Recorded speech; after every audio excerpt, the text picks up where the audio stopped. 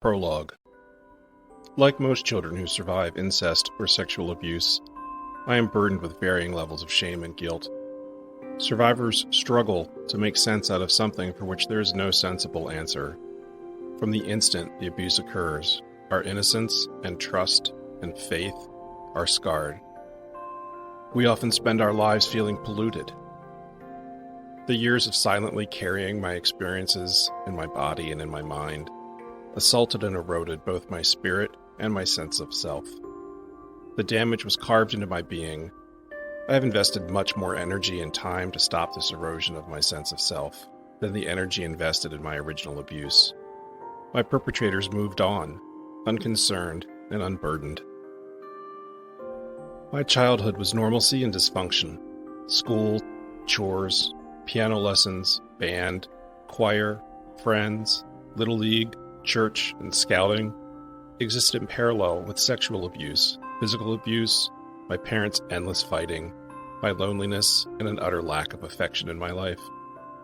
I was incapable of managing my opposing public and private lives. My body and brain compensated through nervous tics, rocking myself to sleep, and forgetting. As I wrote this episode, my head tic resurfaced. I self-medicated with liquor and food. I re-traumatized myself as an extension of revisiting and sharing my trauma. As I wrote, my body and mind would physically attempt to shut down to escape the subject. Several times I was driven to step away, lay down, and sleep. This period of my life is particularly difficult to revisit. But I have learned through the work I've done in therapy that I am strong enough to cope.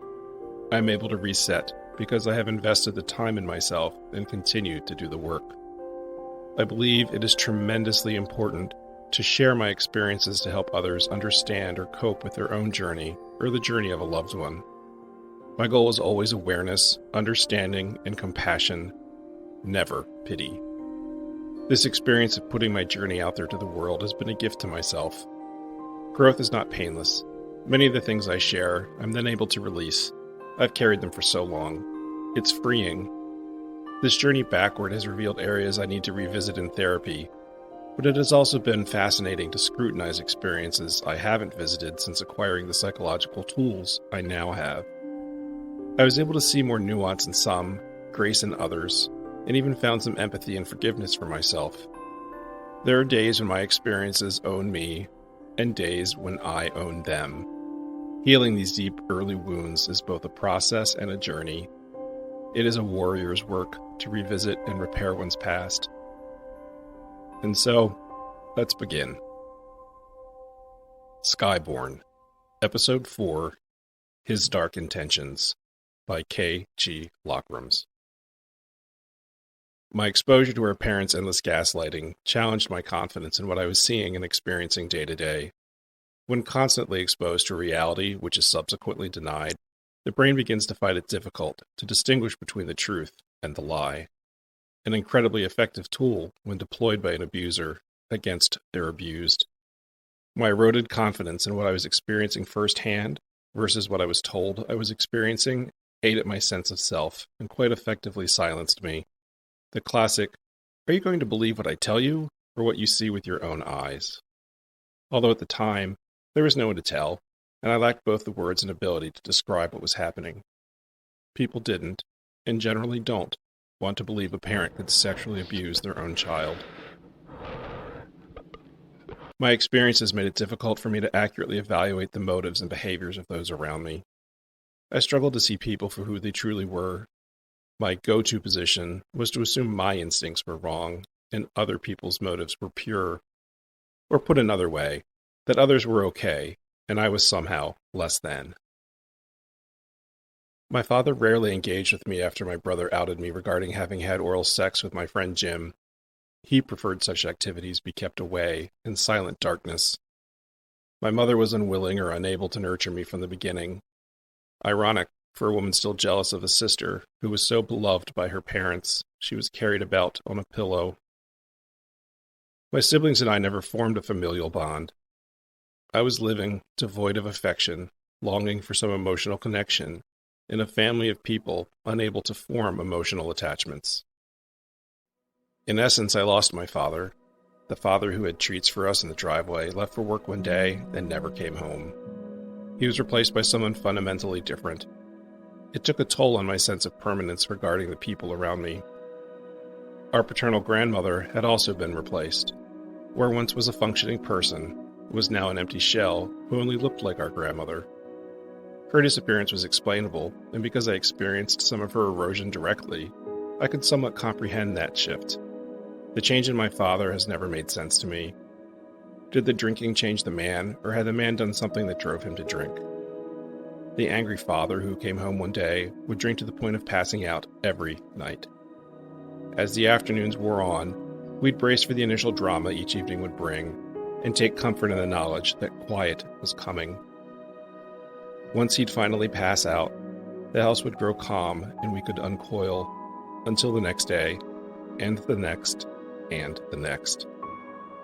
Other children in the neighborhood who lived near us would ask, "Why is your father always shouting?" It was embarrassing, and true. "I don't know," was the best answer I could offer, and I didn't know.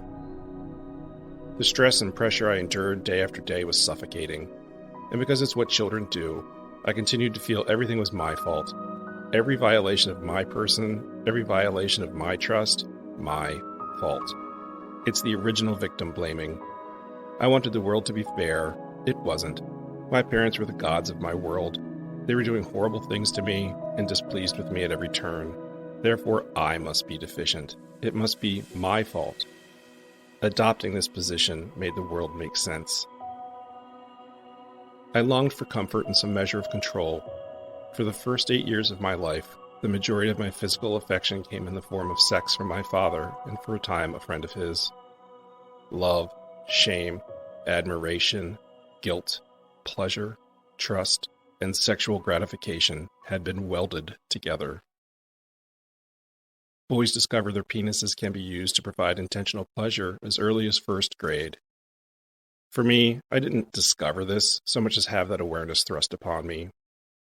I was masturbating regularly as a means of self-comfort and control by third grade. It felt both familiar due to my abuse and gratifying because that's what genitals do. They give us pleasure and provide gratification.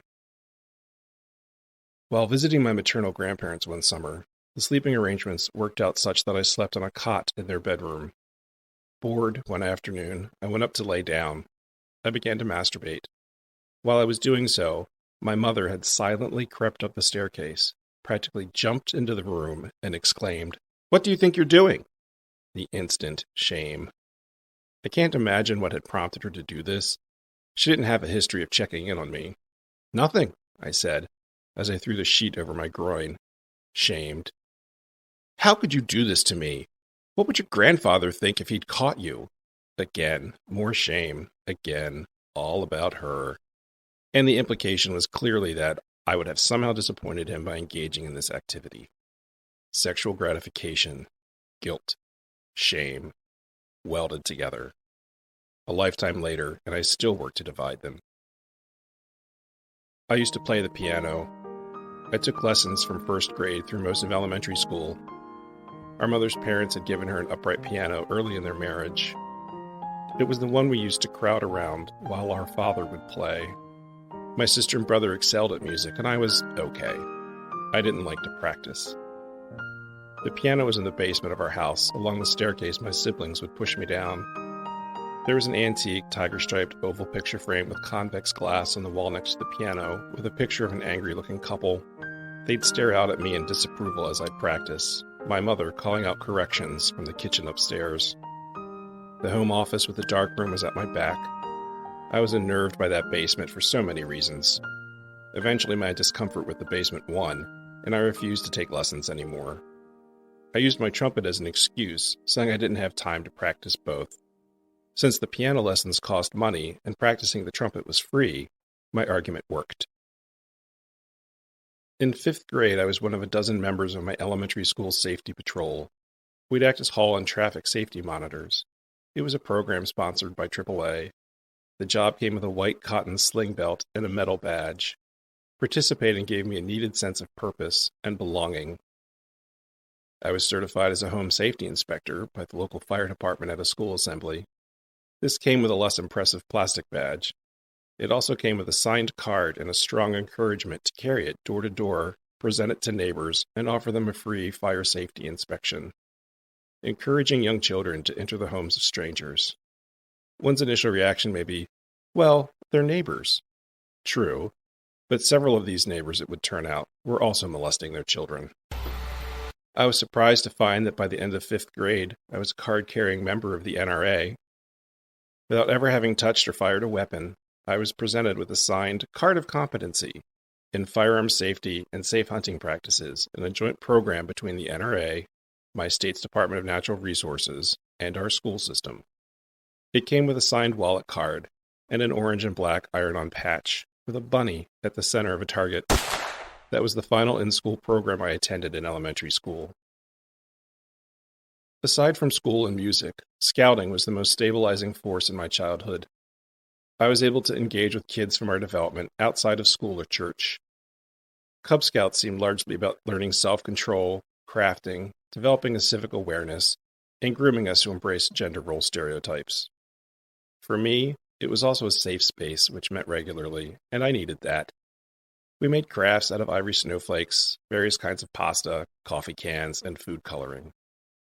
Cub Scouts was where I learned how to tie a necktie.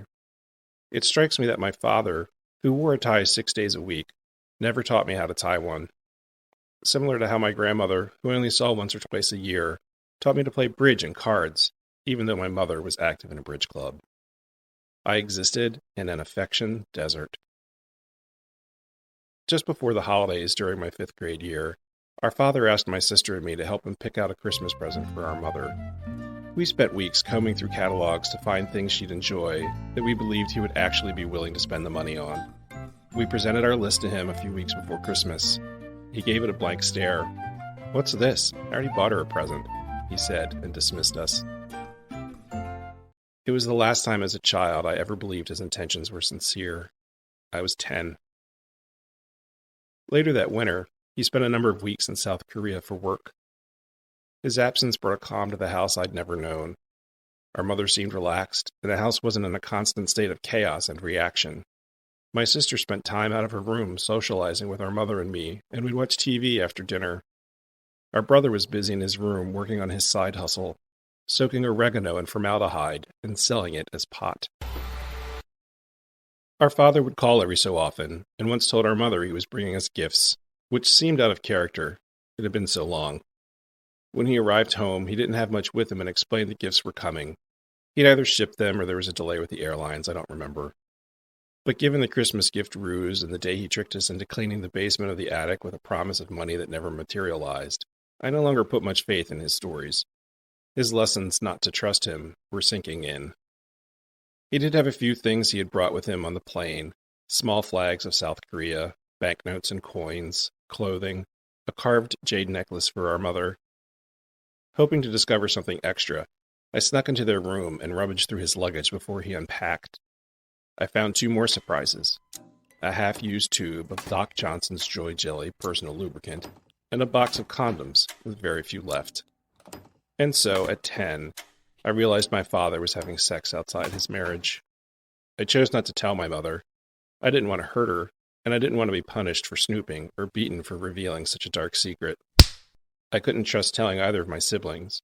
My brother would surely weaponize the information, and my sister, being who she was, would feel compelled to tell her, regardless of the consequences.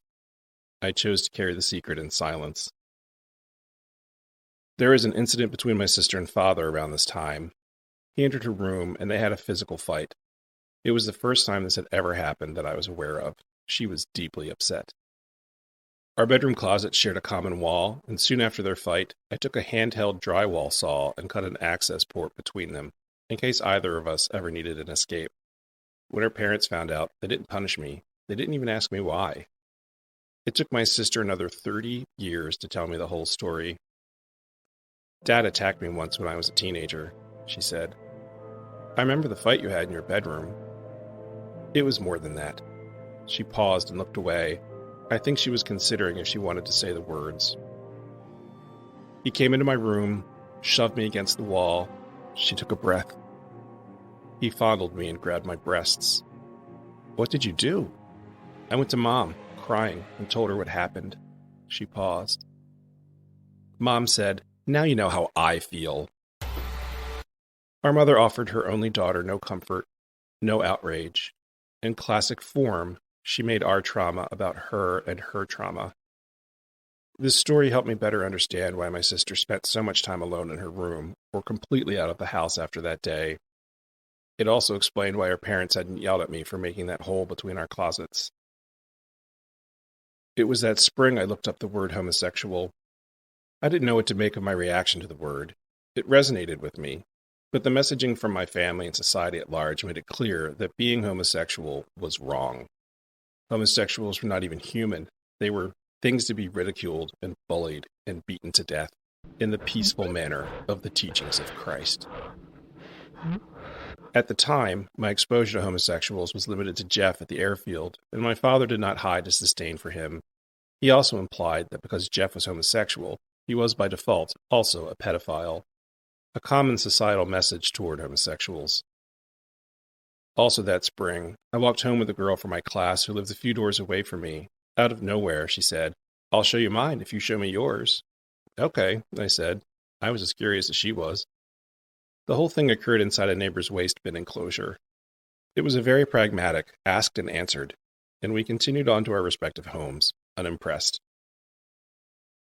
By the time I left elementary school, at an age I wouldn't have been able to articulate what constituted an act of sex, I had twice as many non-consensual sexual experiences as consensual, due to my father and brother.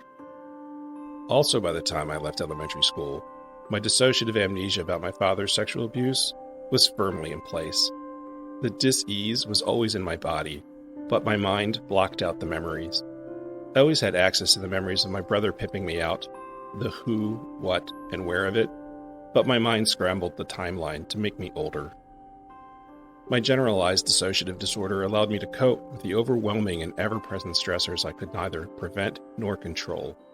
For me, it manifested in an ability to separate my core self from whatever my body was going through. I could compartmentalize my experiences. This experience goes in this box, that one goes in that box, and so on. By the age of 11, I had been taught my body was not my own, and that also went in its own box. The lids of each box were tightly closed. I did leave elementary school tick-free, but was still rocking myself to sleep. That summer, I became friends with Tommy and his older brother, Teddy. They had moved in next door that winter. Tommy had sandy blonde hair, hazel eyes, a prominent Adam's apple, and a nose like Rod Stewart. They had access to their father's porn magazines, which were endless. Our father was a big fan of Playboy, but their father had magazines like We and Hustler, which were in no way trying to pass themselves off as being about the articles. Tommy and I were watching TV in my upstairs family room one afternoon and had the house to ourselves. "Hey," he said out of nowhere, "let me show you this sex position I saw in the new issue of We." "Okay." He put me on my back on the sectional sofa, stood between my legs, and said, "Put your ankles on my shoulders." He then began to thrust his pelvis against my butt. "This would be better with our clothes off," he said. So we took our clothes off. He had the biggest penis I'd ever seen, as well as pubic hair. He put me in different positions and explained what he thought might come next if he were in that situation with a girl. During the coming weeks, Tommy would do this often. He called it practice. There was never penetration, just role play as exploration. I had entered puberty, and it felt different from prior physical exploration. My feelings for Tommy went beyond friendship, and I was suddenly introduced to a new level of consensual physical intimacy. My experiences with him were physically and emotionally bonding. I regularly spent the night at his house that summer, and eventually his pretend play turned into something more. During sleepovers, sometimes we'd fool around, sometimes we wouldn't. Sometimes we'd engage in oral sex, most times we didn't. We'd often ride around the neighborhood on our bikes late at night. It was wonderfully freeing. And regardless of everything else going on in my life, I enjoyed having a best friend again. Throughout the course of that summer, my feelings of friendship evolved into my first male crush. I told myself it was just that I admired him so much I wanted to be like him. I became a complete go-along for whatever he was interested in doing. I had been raised to be more interested in meeting the needs of others, so it worked out well. He was also someone I could go to with questions about life in general, as he'd already gone through the things I was about to face, like transitioning to middle school. I spent that summer wrapping my head around what middle school would be like. I was entering 6th grade, my sister was moving up to 9th, and we'd be going to the high school. I had heard stories of the teachers I'd have from both my siblings over the years, but my classmates would be a new and unknown quantity. The kids in my grade from elementary school would be attending the same middle school as me, but there'd be a whole new set of kids I'd never met. I was a scrawny kid with bushy, curly hair, lips so red other boys would accuse me of wearing lipstick, incredibly thick lensed glasses, and very little coordination. I spent the summer anxious about the new school, new teachers, new people, and having to take the bus to get there. There would also be formal gym class and showers. These worries combined with my home life had me always on edge, and I felt guilty about everything going on around me, whether I had any involvement in it or not. The bus stop situation was a microcosm of popularity and brutality. Unlike my peers, I wasn't going out of my way to develop any swagger or bravado. I wasn't effeminate, but I was tender-hearted and too busy treading the water around me to focus on fitting in. I was raised to believe I was helpless and voiceless, and feelings of helplessness are a bully's sweet spot. They can sense it. From the first day at the bus stop, I was seen as prey. I'd carry my books, my lunch, my awkwardness, and my shame to the bus stop each morning, and try and make as small an impact as possible. Mostly it worked out, but not often enough. I was beaten up 3 times at the bus stop that first fall, boys out to prove something, and using me to do it. Although I hated getting up early, I eventually took the earlier bus and walked just shy of a mile so I could catch it at the first stop. It was the path of least resistance, and also allowed me to avoid the stress of finding someone to sit with after a couple of stops had already been made. By changing my bus stop, I was one of the first kids on the bus and could sit anywhere I wanted. It was worth the longer walk. Coming home from school, we all got on at the same time, so the only issue was finding somebody to sit with. I would get off at the stop closest to my house, and some days I'd step on every sidewalk crack as I walked home thinking, step on a crack, break your father's back, and I felt guilty about that too. My school activities didn't make my life any easier. Having some musical talent, I was in band, chorus, and was eventually recruited for the handbell choir. I loved music, but it didn't help my situation. A boy who is already on the radar of bullies doesn't benefit from excelling at something that isn't blatantly masculine. I was among the last picked for gym teams and a prime target during dodgeball. The locker room was terror-inducing. It was the first time I ever participated naked in a communal shower. At the YMCA, we would rinse off in our trunks before and after swimming. But in middle school, it was naked showers. If you wanted to skip them, you needed a note from a parent. On the one hand, the experience was informative from a developmental standpoint, to compare my body to those of others my age. But on the other, being naked makes people no less judgmental or cruel. No social ground rules had been set, and the whole thing was a chaotic exercise in trying to figure out where to rest one's gaze. 6th grade was a masterclass in understanding and conforming to norms. I would often wake up, sit on the edge of my bed, and cry at the thought of having to go to school.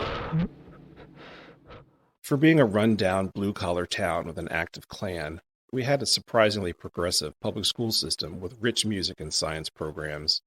We also took some impressive field trips. One of the first was to a high school in another part of our school district to see a professional symphony orchestra perform. The school had a full concert hall with acoustics intentionally designed for live performances, as opposed to just a gymnasium or cafeteria set up for the school band or chorus. It had a stage, a fly space, and raked seating.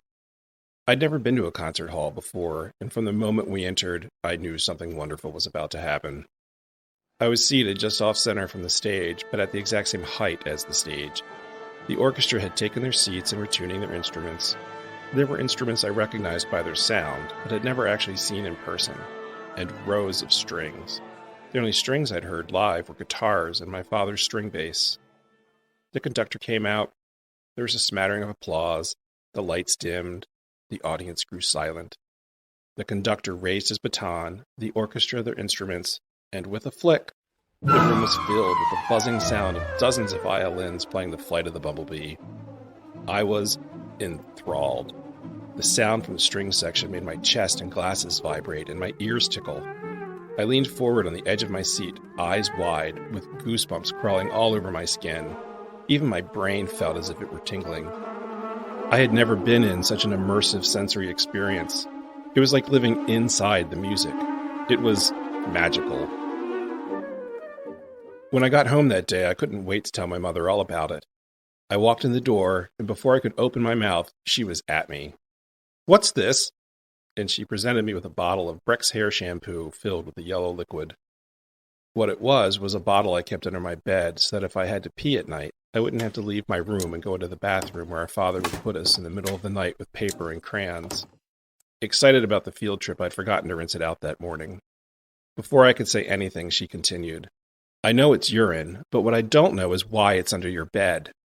She would routinely rummage through my room, looking for who knew what, and would throw things out without discussion. I never had any sense of permanence.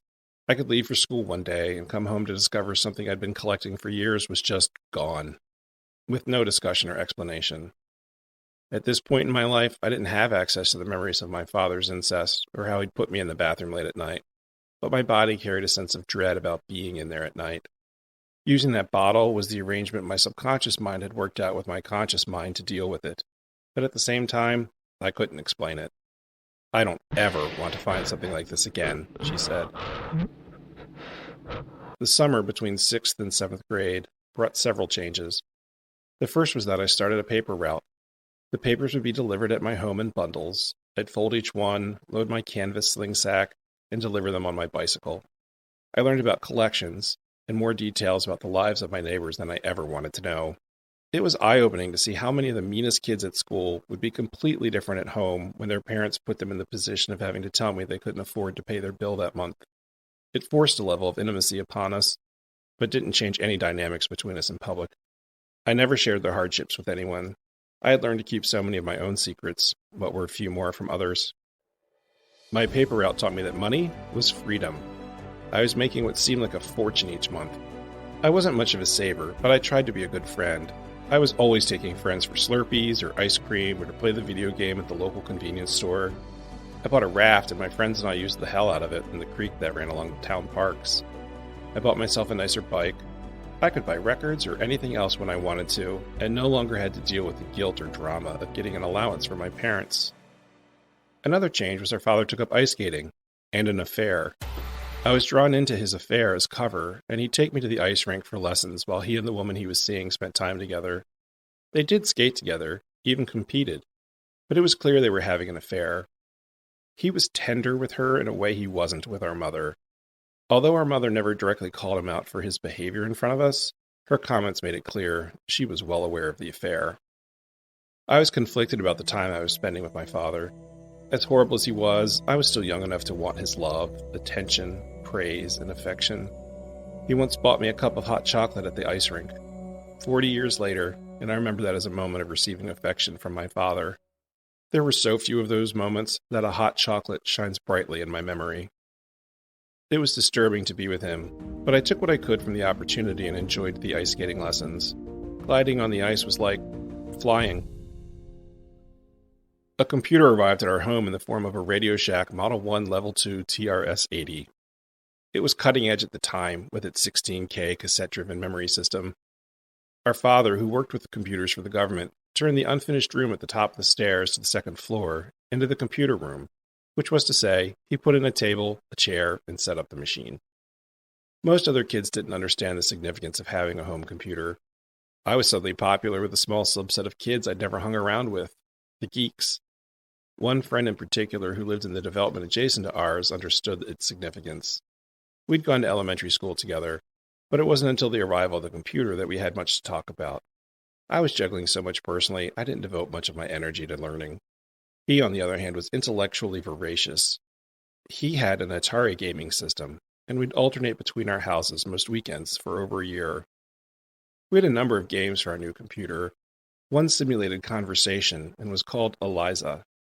Eliza worked under the premise of being a psychoanalysis tool. My sister would load the program and chat with it until, inevitably, she'd leave in tears of frustration. It was only capable of spitting back information a user had previously entered. It would start by displaying, "How do you do? Please state your problem," on the black and white screen. One could type, "I am angry at my mother. What would being angry at your mother mean to you? Eliza would reply. My sister would then pour her heart out to this chatterbot, and it would come back with something like, "What makes you so sure?" Or, "Let's change the subject," or, "Please go on." Then after a time it would respond with, "Earlier you said you are angry." It was a facade of conversation, which, to someone who already felt ignored and unseen, was unintentionally cruel. Once my sister realized I couldn't help her, she gave up and never went back. She needed answers, not more questions. I had a shocking series of revelations about my parents' sex lives. We had a room upstairs with a bumper pool table and our mother's sewing machine. With the cover on the table, it was perfect for playing cards, and she would use it to cut fabric for her sewing patterns. One Saturday afternoon, I had a few friends over to play cards. We were not allowed to invite people over without permission, so this was not a surprise to anyone.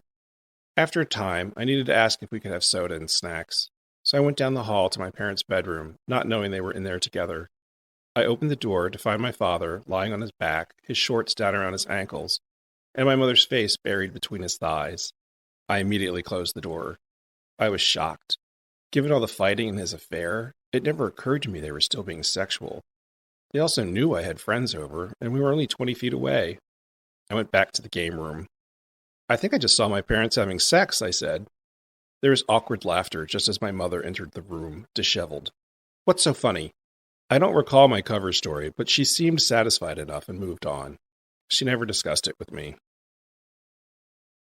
There was a small closet off the computer room. In it, our father had installed a wall safe. I was bored one day and began fooling around with the tumbler. I had the thing cracked in under an hour. In it were some documents, a French tickler, which is a kind of condom with a soft, oddly shaped tip, and a Polaroid of our mother with someone's penis in her mouth. I stared. Who was taking that picture? There was clearly a third person involved given the angles and body postures. Who was the man in bed with her? Was it our father or someone else, and our father was taking the picture? I couldn't tell. And why was this a Polaroid when he had an entire darkroom in the basement? I put it back in the safe exactly as I thought I'd found it, closed the door, and spun the tumbler. I felt sick to my stomach and didn't know why. Our father's mother died that summer.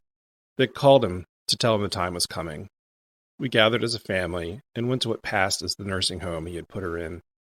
It was an open ward that looked much like a school cafeteria. It was haunted by overly bright fluorescent lighting and the smell of urine. There were 2 rows of hospital beds along a central corridor. Each bed had a ceiling-mounted privacy curtain, but no actual privacy. She was a shell of a person. Our father said a few quiet words to her, and the next time I saw her was in her casket at her viewing. She was the first dead person I can remember seeing. I approached her alone, scared but compelled.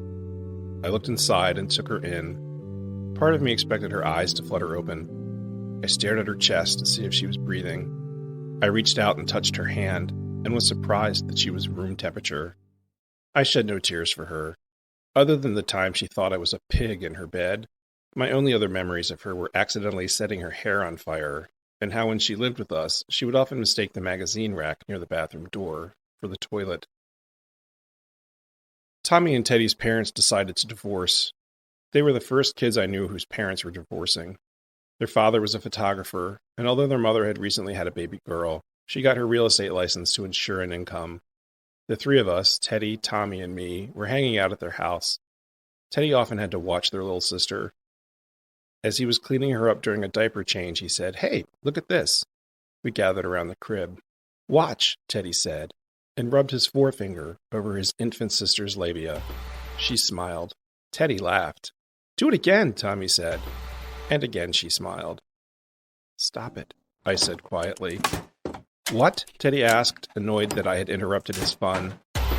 Louder and more sure of myself, I said, "Stop it. Just change her diaper and leave her alone." I was shaking and didn't know why. He stopped and they started to mock me and fell into laughing. I left, and it was the last time I ever entered that house. I hung out less with Tommy after that, and he took up with Lyle, the youngest kid in the family across the street from my house. Lyle was between Teddy and Tommy in age, and rough. Not quite a bully, but he definitely had a chip on his shoulder. We were neighborly enough with each other, but not close. His family moved into the house the fall of my fourth grade year. They were a family of four, military, and Lyle's mom was from England. She and his father had met while he was stationed in Europe. The neighborhood met them that winter when their chimney caught fire. Lyle's mother announced to the growing crowd, "Well, that's one way to meet your new neighbors." Everyone laughed.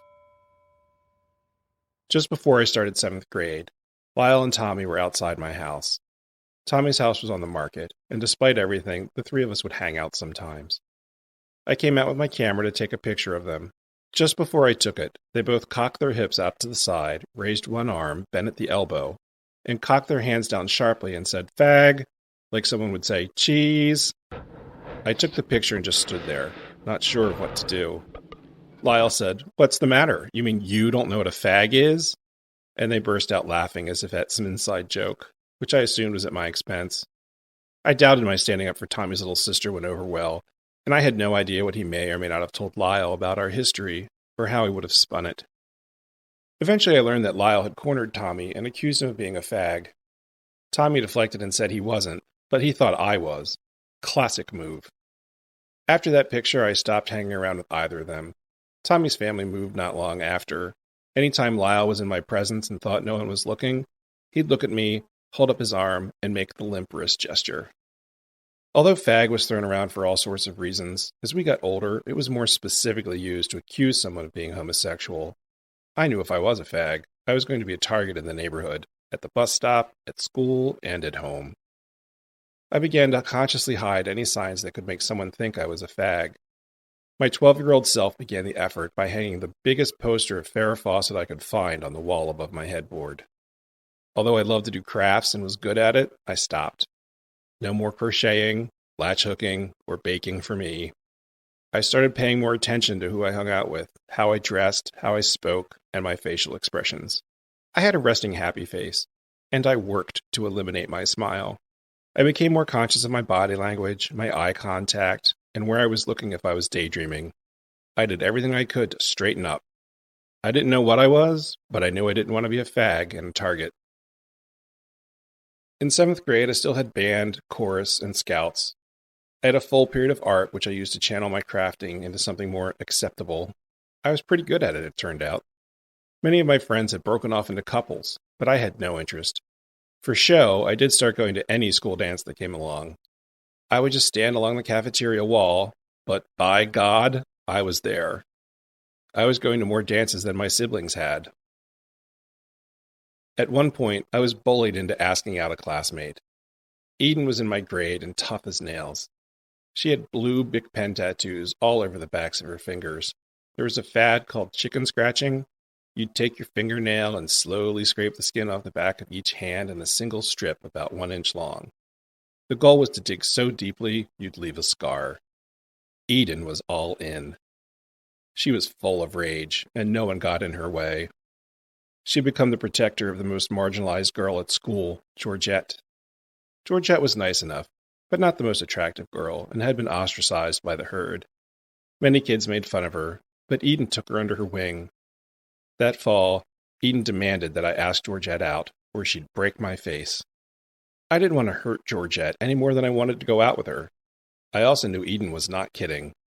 I couldn't go to a teacher, or I'd look ridiculous, but at the time, it was a clear and present social danger. The whole thing came to a head one afternoon in shop class. I pushed back against Eden's threat, and in front of the entire class, she said loudly, "What, are you a fag? Or do you think you're too good for Georgette?" That word! All eyes turned toward us.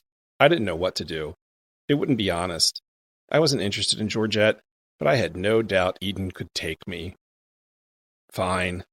Georgette, would you go out with me? All eyes were on us. No, why would I go out with you? She said. She and Eden started laughing, and the class joined in. This setup was the goal all along. And Eden moved on to her next target. Elroy moved back, and I tried to pick up our friendship. We ran into each other just before the start of the school year at the movies. He was even more withdrawn. His mannerisms hadn't changed, and while he was away, I learned the word to describe him was effeminate. When we were in elementary school, his mannerisms were given a pass, but now they made him a target. He was my one exception to worrying about who I hung out with, though. We were in band together, we'd eat lunch together, and we spent time together outside of school. He was carrying some burden he wouldn't discuss. It was good to have him back, but he wasn't the same. Something had been taken from him, and I couldn't figure out what. I was still in Boy Scouts, which met in the basement of my church. My father was no longer a chaperone. He had too many other things going on in his life, which was fine by me. The troop master was an intentionally cruel man who saw it as his mission to mold us into what he felt we should be. The tone of the troop was masculinity at any cost. One of my fellow troop members, Milton, was a grade behind me and lived in my neighborhood. His father, a troop chaperone, had put him in Boy Scouts for the sole purpose of toughening him up. They were constantly arguing. Milton was obese and the kind of kid who, no matter what happened in life, it seemed to happen to him. It was like this for him all through school. If someone had wet their pants, it was probably Milton. If someone had been caught eating glue, it was probably Milton. Truly last to be picked for everything, a bit slow in the uptake, a debilitated stutterer with profoundly ill-equipped parents. Milton's father used his chaperone position to denigrate all the boys whenever an opportunity presented itself. The troop was doing a team activity of some sort in the parking lot of the church. I didn't catch the exact details leading up to his act of defiance, but suddenly the two were engaged in a Keystone Cop-like chase scene. Enraged father running after defiant turned terrified son. Milton's arms pinwheeled as his father chased him, both of their faces red from exertion as they ran in an ever-tightening spiral until finally Milton's father grabbed him by his uniform collar, threw him to the ground, jumped on him, and began slapping him about his head and face. Milton called out for help through his tears. No one moved. The other fathers, witnessing the scene, muttered under their breath and walked away, while the other scouts and I stood and stared, unsure of what to do. The Boy Scout law to which everyone in the troop had sworn an oath was to be trustworthy, loyal, helpful, friendly, courteous, kind, obedient, cheerful, thrifty, brave, clean, and reverent. So many laws and oaths were violated by the entire troop that day, including me. I quit Boy Scouts soon after. I'd already learned fathers don't protect their children. People don't always help you when you're in crisis, and oaths don't always matter. The last day of 7th grade, while emptying out my locker, a kid from my neighborhood came running down the hall. His name was David. He was the class clown and very popular. He was the same age as me, dark hair, ridiculously red lips like me, and athletic, unlike me. As I reached my hand into my locker, David ran by, said "fag," and slammed my locker door. My wrist was caught between the frame and the door exactly at the locking mechanism, which tore a hole in my skin on the underside of my wrist. Blood dripped everywhere. 8th grade was one of the most confusing times of my life. I took a volunteer role in the principal's office one period, so I could be close to the assistant principal. He had played college football, and I'd never met anyone as physically fit as he was. He was a presence everywhere he went. All the kids liked and feared him. He was our chaperone for a trip to D.C. that year. I got to sit next to him on the bus on the way there and tried to soak up his masculinity like a sponge. Although I found him attractive, I was desperate for a father figure's attention. On the way home, I had to sit next to our shop teacher. He was a miserable human being, always snide and full of anger. The bus seated 3 people on one side and 2 on the other. We were in a 2-seater, and our arms would brush as the bus would bounce along. He pulled his arm away at one point and said, "What are you, a fag? Stop brushing up against me." What an asshole. I had caught up with my peers cognitively, and I was enjoying school more. I was also developing better control over my body. I hadn't been very coordinated, but suddenly I was excelling at field hockey, which gave me something else to look forward to at school. My brother had gone away to college, and our father was more and more absent on the weekends. I had become good friends over the last year with a boy who lived on the street behind us. His name was Bobby. We ended up seated next to each other in English class. He was the funniest kid I had ever met. We found ourselves on the same team in a bowling league, which deepened our connection. One day he told me his family had gotten HBO, which was unusual as many of our parents wouldn't spend the money. He started inviting me over to watch the weekly Saturday HBO movie premieres, and we spent most Saturdays together and eventually became best friends. Strictly friends. Until one night, getting ready to leave his house to go home, I realized I loved him, and immediately did the mental gymnastics that it was just a platonic love. I'd never actually felt this kind of love before. At the end of the day, at that age, I yearned to be seen, to experience regular affection, and to be loved back. My feelings for Bobby spurred me to get serious about finding a girlfriend. I did not want to be homosexual. I was doing everything I could not to be. I was still going to dances in the hopes that just being there, even alone, would make me normal.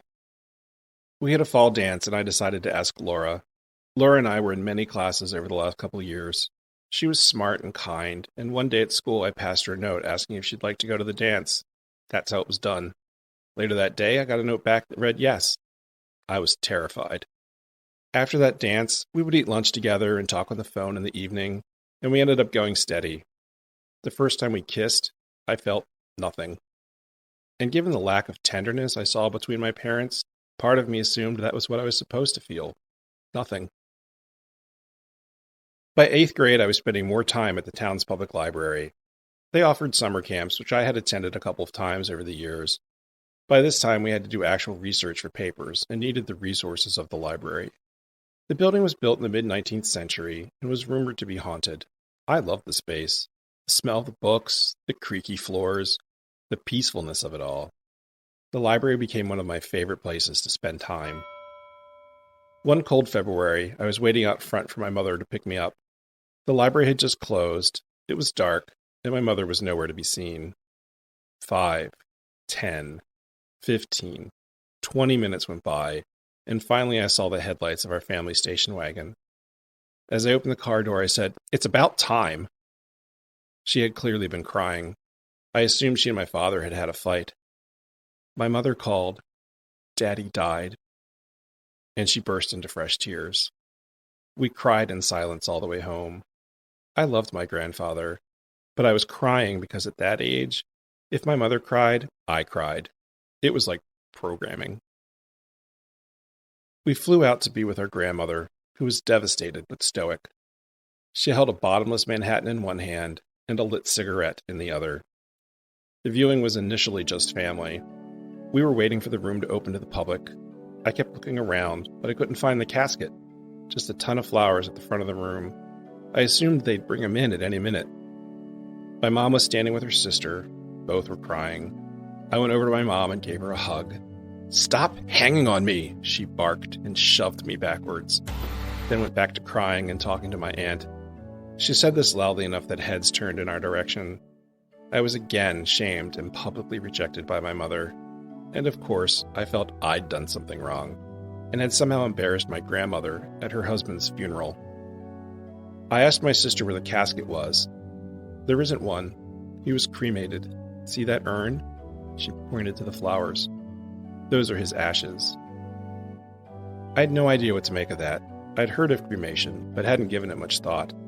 I walked over to the urn, wondering how someone so big, who lived such a robust life, could be reduced to something so small and unremarkable. As fearful as I was over seeing my grandmother's body, I didn't appreciate the closure it had brought me until his death. I looked for him everywhere. I'd see someone who was built like him with wispy white hair, and for a second, I'd think it could be him. This went on for a couple of years. I never got to say goodbye to him, and it left a hole inside me. I tried sharing this with my mother, which of course turned into how much harder it was for her, and blah, blah, blah, blah, blah. My feelings didn't matter. I didn't matter. The Saturday after we got home from the funeral, I spent most of the day with Bobby. We had bowling in the morning, our own separate chores, then we got back together again for the HBO movie of the week at his house that night. His older sister was there with his mother, and the two were sitting at the table, pouring melted chocolate into molds, which they explained were supposed to look like the head and bare breasts of Dolly Parton. They were called Dolly Pops. His mom used to do things like this to augment her income. I don't recall there being anything particularly special about that evening, but I remember feeling soul-crushingly lonely. Bobby and I were talking as we always did, and as I watched him, I envied everything about him. His looks, his family. He and his sister truly cared for one another, and his mother clearly loved her children and would do anything for them. I envied his confidence, his humor, his generosity of spirit. He was truly a good person. And my love for him made my heart ache whenever I was with him, and I pushed it down inside myself as far as I could, and felt despair, unwanted and unloved. When I got home, my father's car was in the driveway, but everyone else was out for the evening. I went upstairs to watch TV in the family room, and found my father passed out drunk and snoring on the sectional sofa directly opposite the TV. His brown and ivory polyester nightshirt had ridden up his thighs, and his cock and balls were exposed. I was transfixed. And then, I was on my knees, between his sprawled legs. I pushed his nightshirt further up his thighs, and I put my mouth on his cock. He stirred and mumbled something. I immediately pulled away, stood up, ran from the room, and stopped in the hallway to see if he had fully awoken. I stood just outside the room, holding my breath, listening.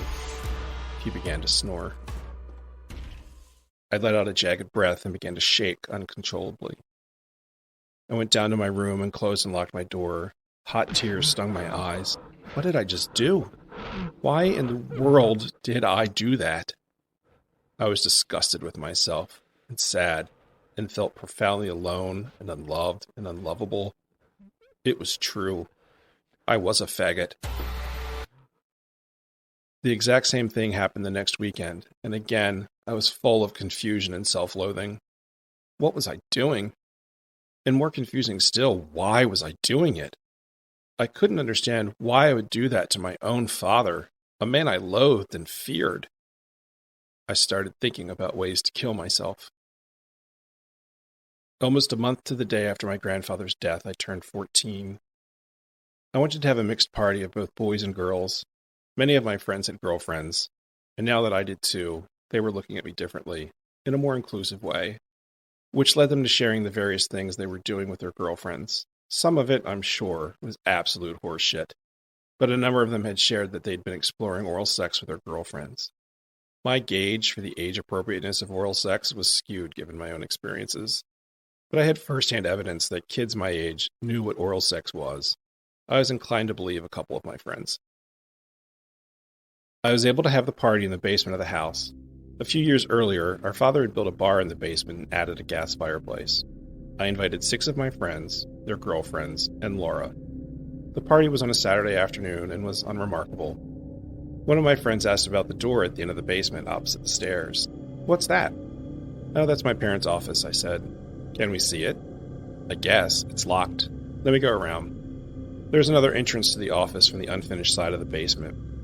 I went around and opened the door. The place was okay, but disused. There was an old and tattered oriental rug on the floor, a manual typewriter, a desk, file cabinets, and my father's darkroom equipment. "This will be perfect," he said. "For what?" 7 minutes in heaven. Everyone loved the idea. We drew straws to see which couple would go first. When it came to be my turn, my heart was racing. With everything that had happened with my father, I needed to prove to myself once and for all that I was not a fag. I felt like my life depended on it. Laura had very large breasts for her age. She had on a tight, fuzzy sweater and slacks. She was also wearing lip gloss and some perfume. She was a lovely person and an attractive girl. "What do you want to do?" she asked. "I don't know. You?" "We can kiss," she offered. We kissed for a minute. I felt nothing. It was so mechanical. Just the moist friction of our tongues, inelegantly rubbing together in each other's mouths. We separated and faced each other quietly. "Can I touch your chest?" I asked. "Okay, but only over the sweater." I ran my hand over her sweater-bound breasts. I found myself thinking how nice the sweater felt under my hand, and gave almost no thought to what lay beneath. She was trembling. "Well, it's your birthday. What do you want?" And there it was. What I wanted was not to be a fag. I've heard a lot of people talking about blowjobs. "Can I have a blowjob?" I asked, all the while thinking, oh please, I don't want to be a fag, I don't want to be a fag, I don't want to be a fag. "I don't know," she said hesitantly. "What is that like?" "Well, You would get on your knees, I would take out my dick, and you would suck it. She was not excited about the idea. Please, if you don't like it, we can stop. Okay, but only if we can stop. Oh my God, it was happening. Finally, I wasn't going to have to worry about being a faggot anymore. I reached down and unzipped my jeans. Before I could go any further, she stepped back. Stop. I don't want to do this, she said. Tears were welling in her eyes. I looked at the floor and in a low, desperate voice said, Laura, please. You have no idea how much I need this. No, I'm sorry. I don't want to do that.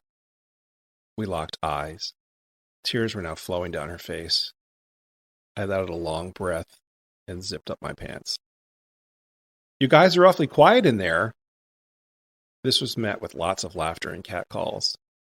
She wiped the tears from her eyes as we silently faced each other. Okay, time's up, someone called. It certainly was. She broke up with me the following Monday. The next year, we started at different high schools and never saw each other again. That spring, I spent another Saturday with Bobby. Same thing. Bowling in the morning, doing our own things in the afternoon, and me going to his house to watch the HBO movie of the week. I was despondent over my failed birthday party blowjob, the thing I thought that would set me free from my feelings toward Bobby and other guys in general. I don't know why it was all so important. I'd spent a lifetime feeling lonely, unwanted, unloved. Why now did I suddenly long for affection? Any affection? And why from Bobby? I began having thoughts of suicide again. I had made a mental list of all the kids in the neighborhood who had talked about their parents having guns. I think the movie we watched was Flash Gordon. Horrible. Bobby could tell something was wrong with me and asked as much. I deflected and said I was depressed about Laura. He gave me a hug. My entire body reacted as if he'd passed an electrical current through me. I have to go, I said. I broke the hug and headed out. Was it the hug? He called out with a chuckle as I headed for the door. No, it wasn't the hug. I just have to go home. Of course it was the hug. Outside of my grandmother, I'd never been hugged like that before, and certainly not by someone I was in love with. When I got home, once again, only my father was there. I went upstairs to watch TV. All the lights were off on the second floor.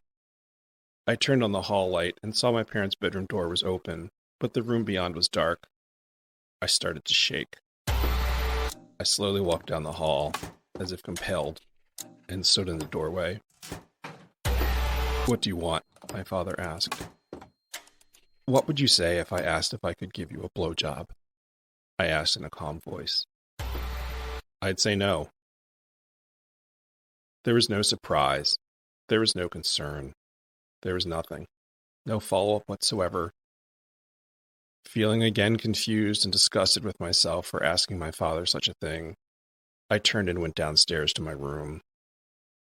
Again, hot tears filled my eyes. I raged inwardly at my lack of understanding as to what was happening to me. I could not understand what was driving me to do such a depraved thing. I became fixated on suicide. It was my only way out. I was disgusting and I deserved to die. I've always approached the memories of propositioning my father from a position of absolute confusion and defensiveness, from the position that I had to explain and defend my actions. I have finally come to understand I have nothing to defend.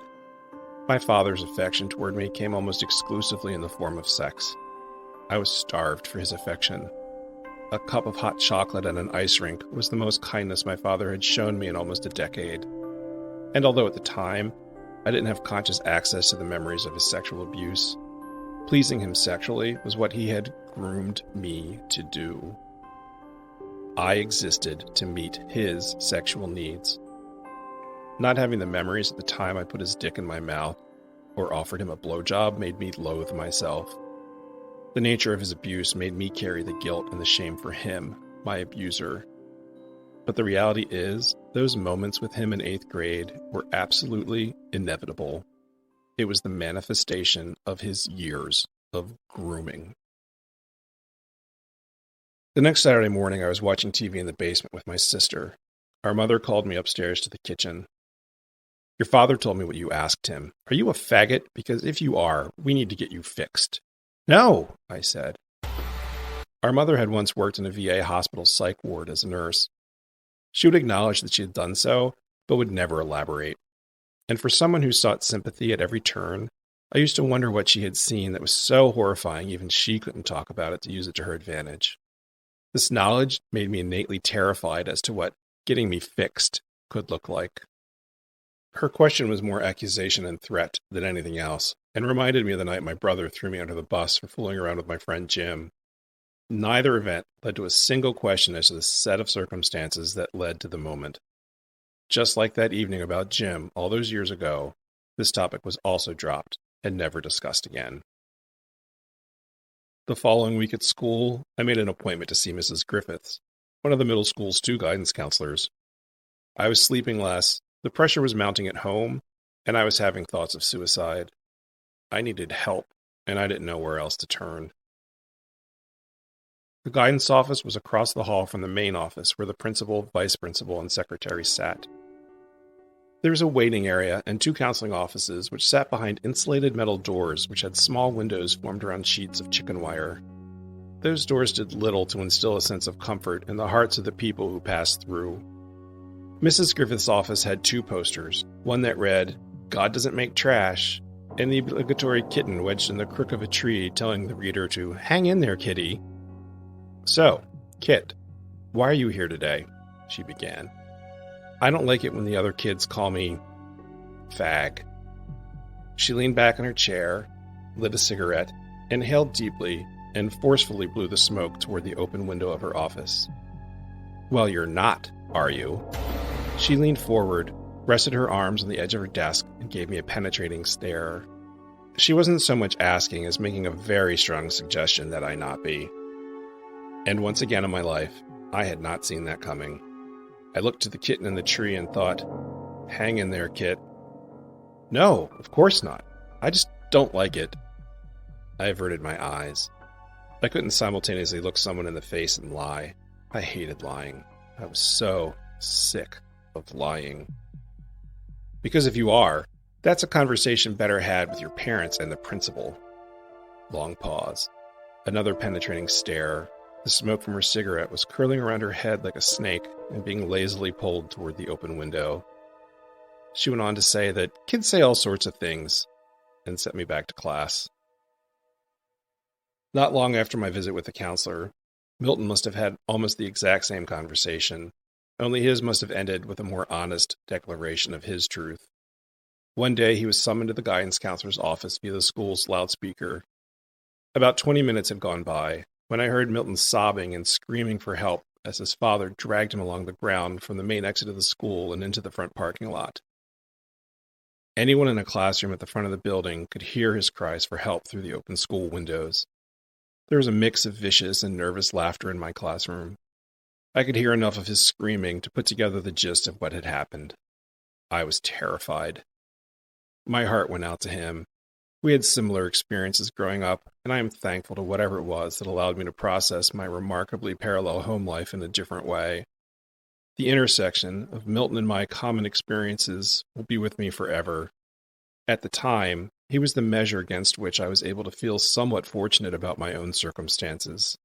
It was a shitty way to find solace in my life, using someone else's tragedies as a gauge for my own, but it occasionally helped me to survive my own hell.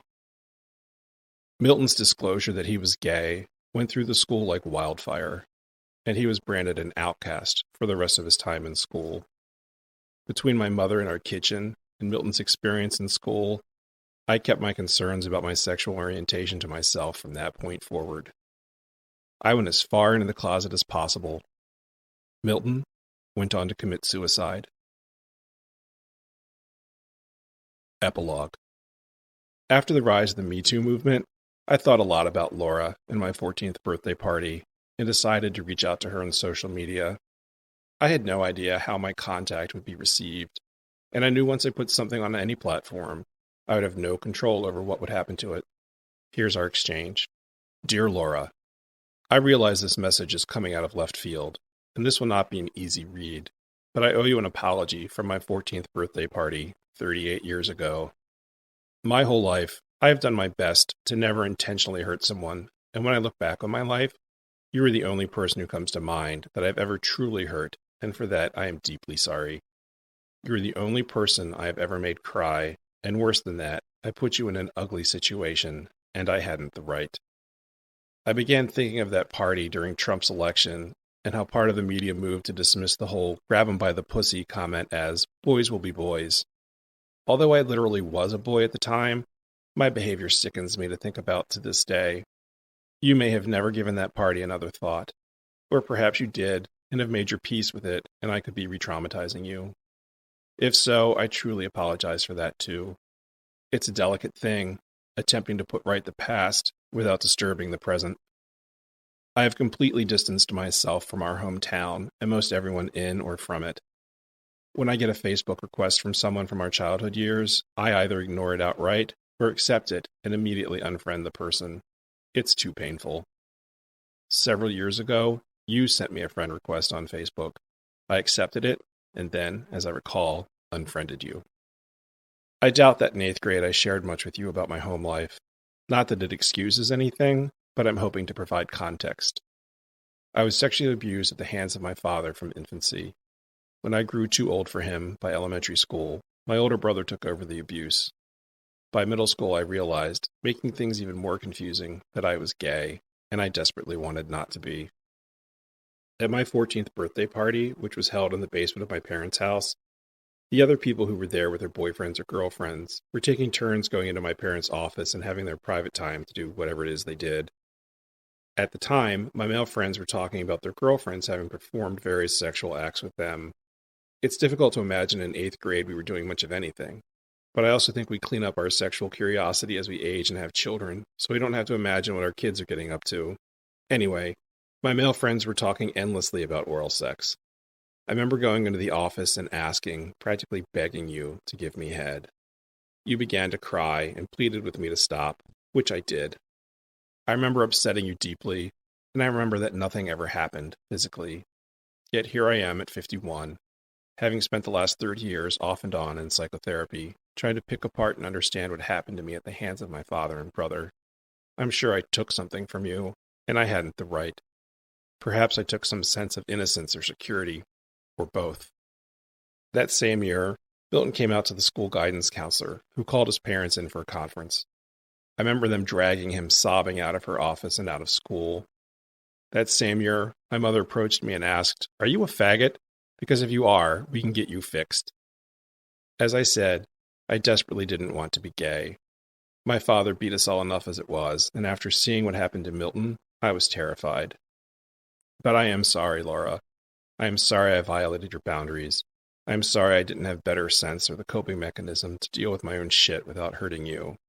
And I am sorry if the act of this apology causes you any additional upset. I imagine if you were deeply upset by this, you wouldn't have ever reached out to be Facebook friends.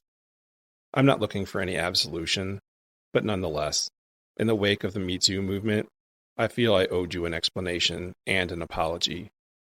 I deeply believe saying you're sorry to someone when you've done something wrong is simply the right thing to do regardless of the outcome. I just wish I'd said it sooner, and I'm so very sorry I ever upset you in such a deep and intimate way. Kit. Her response came quickly. Kit. Wow. I've read this many times and have so many things running through my mind, but first I'll say thank you for such a heartfelt message, and no, you did not emotionally scar me. It's obvious that you are a good and caring person for you to reach out and apologize for something that happened 38 years ago. You did not share anything about your home life with me. I'm so sorry. That is an unthinkable, horrible thing to happen to anyone. But even worse, it was at the hands of someone you trust, or at least someone you should be able to trust.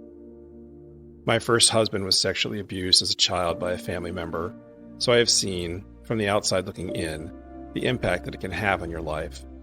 He passed several years ago, not by his own hand, although I thought he would many times. I do remember being at a party with you, going in the office with you, but no ill feelings toward you.